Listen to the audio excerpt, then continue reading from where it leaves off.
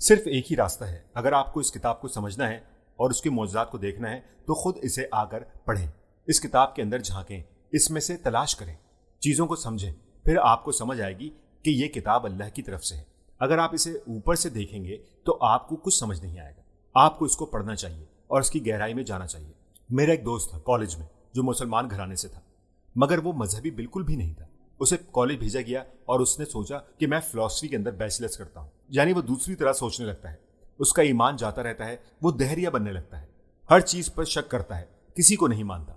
उन्हें लगता है हम भी कुछ नहीं है, हम हवा में बस तैर रहे हैं। और अब वो कुरान की बातों पर सवाल उठाने लगता है और उसके सारे सवाल फिलॉसफी से मुताल्लिक है। जो भी सवाल है, जो कुछ भी है, वो उसे कुरान से रिलेट करता है। कई सालों तो कुरान पढ़ते हैं और इसलिए पढ़ते हैं ताकि सवाल पूछे जाएं, और जब कुछ मिल जाता है तो वो उस आदमी की तलाश में पड़े रहते हैं जो उसे पढ़ते हैं और उसे बताते हैं कि ये किताब ठीक नहीं है।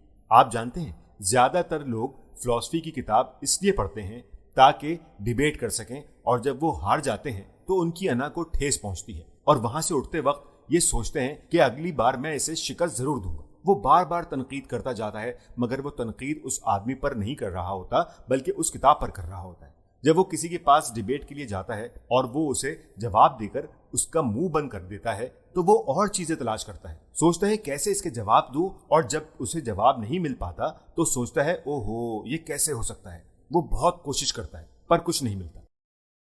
2 साल बाद वो मुझसे मिला। मैं इस किताब के साथ जंग करने की कोशिश कर रहा हूं और मैं हार गया। मैं सही तरीके से ये दीन अपना रहा हूं। मुझे मालूम था मैं ही गलत था। ये है ला रैब फी, मगर इसे समझना आसान नहीं है।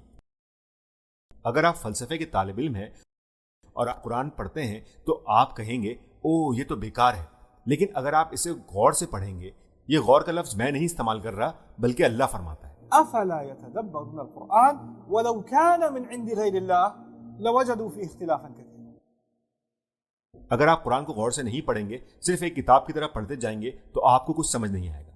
आपको लगेगा इसमें बहुत सी गलतियां हैं, लेकिन अगर अल्लाह की रहनुमाई होगी तो आपको ये बातें अच्छे से समझ आएंगी।